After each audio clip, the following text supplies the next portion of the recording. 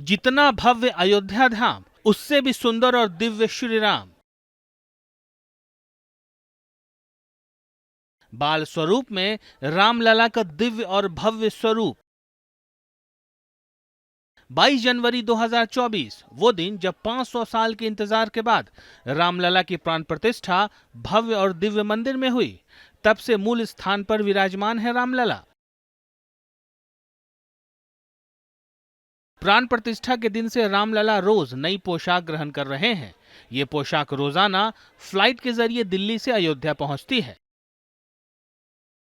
पोशाक मंदिर ट्रस्ट को सौंपी जाती है, जिसे अगले दिन रामलला धारण करते हैं। रामलला को रोज नए डिजाइन के वस्त्र पहनाए जाते हैं। रामलला के वस्त्रों को बनाने का जिम्मा ट्रस्ट ने दिल्ली के डिजाइनर मनीष त्रिपाठी को सौंपा है।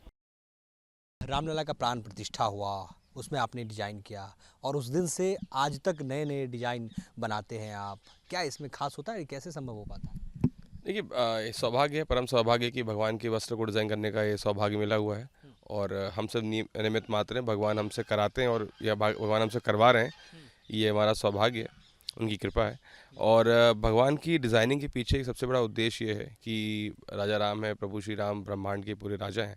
वो रोज़ भव्य दिव्य वस्त्र पहने, ऐसा एक मन में भाव रहता है। इसके पीछे उद्देश्य ये रहता है कि कैसे हम जो भारतीय जो पारंपरिक वस्त्र हैं, जो परिधान हैं, उन्हें कैसे हम एक विश्व पटल पर उसको लेके जाएं।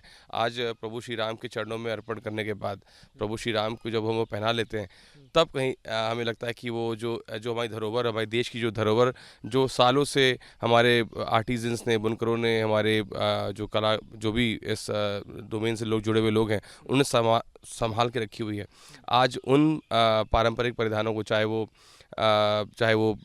चंदेरी हो, चाहे वो महेश्वरी हो, चाहे वो बनारस के फैब्रिक्स हो, चाहे वो संबलपुरी हो उड़ीसा का, चाहे वो कलमकारी हो आंध्रा का, या फिर पोचमपल्ली हो तेलंगाना का, या फिर एरी मूगा हो असम का, इन सभी पारंपरिक वस्त्रों को आज प्रभु श्री राम के चरणों में अर्पण करने का सौभाग्य मिलता है। मैं समझता हूँ कि उसके द्वारा उनकी भी शायद उनको भी एक नई पहचान मिलेगी, मिल ही रही है, और साथ साथ प्रभु श्री राम भी भव्य और दिव्य दिखते हैं।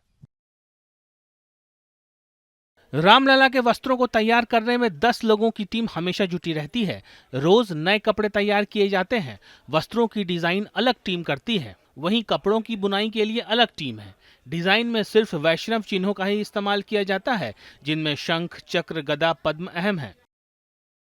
अलग टीम है जो उस पे कढ़ाई पे काम करती है, वो वैष्णव चिन्हों को इस्तेमाल करके। बताना चाहूँगा, जो बुनाई भी हो रही है वो भी वैष्णव चिन्हों पे ही हो रही है।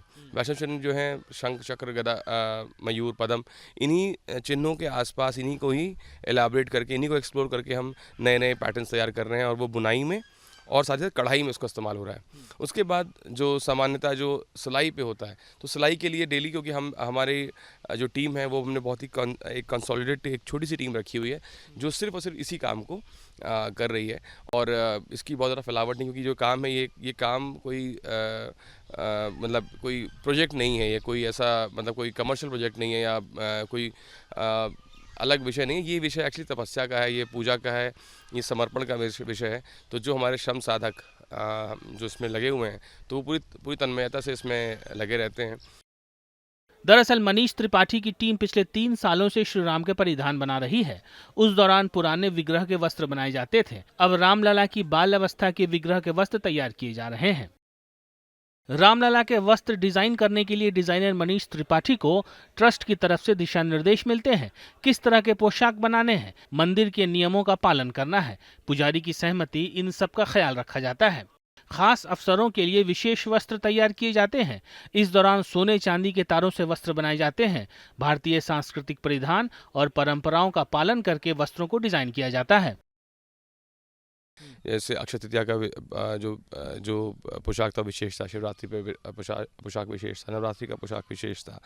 आपका रामनवमी का पोशाक विशेष था।